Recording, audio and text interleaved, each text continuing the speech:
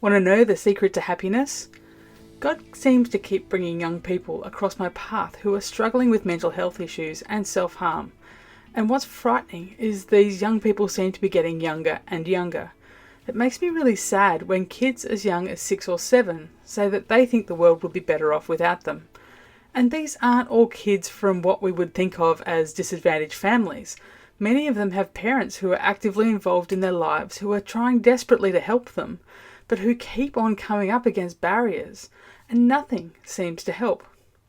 Some of them are kids from Christian families who spend each Sunday at church. We know that mental health issues are on the rise in our community.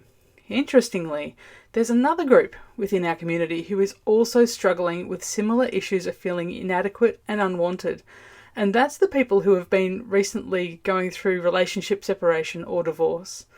I'm speaking from experience here when I say that the breakdown of a long-term relationship, and in my case it was a marriage of 13 years, is devastating for everyone involved. You go from feeling like you've built a decent life together to it all being torn apart, and there's nothing to show for all of that investment in each other but a hefty legal bill. You wonder whether all of the good memories were illusions, and you second guess a lot of things, and that can do nasty things to your feelings of self-worth and your sense of who you really are. You go very quickly from having what you thought was it all, even if you knew it wasn't perfect, to not knowing where you fit or who you are. And the whole thing can seem totally hopeless and unrecoverable. And that's when things are amicable when it comes to parenting. When they're complex, well, that takes everything to a whole new level. If our children, young people and adults are all dealing with the same fundamental problem of a lost or low sense of self, it not only shows us how widespread the problem is, but also that there may be a common theme in how to combat the issue. A few years ago, God showed me that the enemy is using identity-focused deception to rob a whole generation of their wholeness. We are taught by our world and by our culture to look within ourselves for the answers. So it doesn't take a lot of effort to convince us that what we are feeling must be a true reflection of reality. So if we're feeling hopeless or unloved or unwanted, then we assume that must be the truth of the situation, and we spiral ourselves deeper into depression. But what if, instead of letting our feelings control our choices, we let our choices control our feelings? A few years ago, I found out something really amazing about our brain. You see, when God formed us, He gave us a brain that doesn't like to be wrong. So if we say something along the lines of, "nobody loves me," then our brain actually goes out of its way to prove itself right. It goes and digs through all of its archives and finds all the examples of people not loving us and shows them to us. They pop into our thoughts. And if our brain hears our mouth say, "I'm bad at maths," or running, or sports, or music, or singing, then it will not only go searching for all the examples of how we've been bad at whatever that activity was in the past, but it will actively sabotage our attempts at doing maths in the future. Because to suddenly be good at maths would mean that we were wrong, and our brain wants to be right every time. Philippians chapter 4 verse 8 says we should spend our time thinking about whatever is true, whatever is honourable, whatever is just, whatever is pure, whatever is lovely, whatever is commendable, whatever is worthy of praise, and things of any excellence. Notice that it doesn't say that we should spend time thinking about our feelings. Now let's look at our tongue and the power of our words. Psalm 34 verse 13 warns us to keep our tongue from speaking evil and our lips from telling lies. Proverbs chapter 18 verse 21 says that the tongue can bring death or life.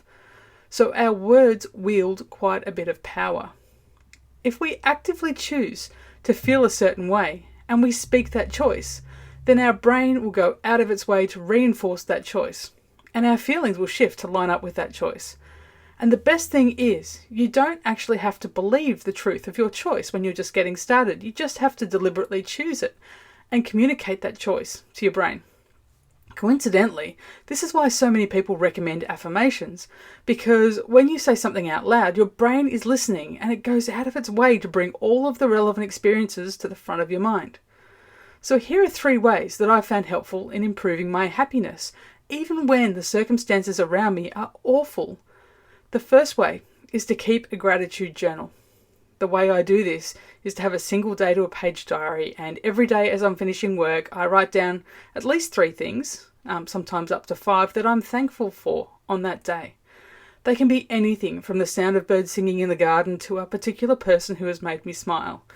My only rule is that I can't use any blessings from the previous day. They have to be fresh ones. The other thing I write down every day is 5 things I've accomplished. This doesn't come out of an achievement focus, but more as a record of the fact that even if my day got totally hijacked and ended up really different to what I planned to do, I still got some stuff done and it wasn't wasted. It's also a handy record to look back on. So the second thing that has helped me to improve my happiness is to set alarms on my phone to remind me of the things that I am choosing throughout the day. Particularly when you're new to this choosing thing, it helps to get a reminder every few hours to jog your memory. Even now, every morning I wake up to a reminder that I choose to glorify Jesus today in my thoughts, my words, and my actions. When your reminder pops up, use your tongue to speak your choice, just to make it even clearer to your brain. The third thing that's been really helpful to me when I'm feeling bad about myself is to draw or write out my choices. Don't be tempted to write out the negative choices. Focus on writing or drawing out the positive choices, and they will literally grow on you and change the way you feel about life. This is about far more than affirmations. It's about making choices that are good for us and then affirming those choices in a way that causes lasting change in our brain and in our feelings. If you're feeling bad at the moment and life seems hopeless, remember that you have the ability to choose to feel better, even feel happy, even when the circumstances around you aren't great. And if it's lasting change and wholeness you're after, perhaps the greatest choice any of us can make is to choose to see ourselves the way that God sees us, and to choose to be a part of the kingdom of God. If that's something you want to know more about, then make sure you subscribe and get notifications for when new Thrive episodes are released, because they're all about bringing you clarity and helping you step into your own personal calling. Also, if you have a friend who might benefit from this message, make sure you share this with them. And if you're here watching because someone shared this with you and you got something out of being here, now's the time to message them to say thanks before you get stuck into the next message. Until next time, blue skies.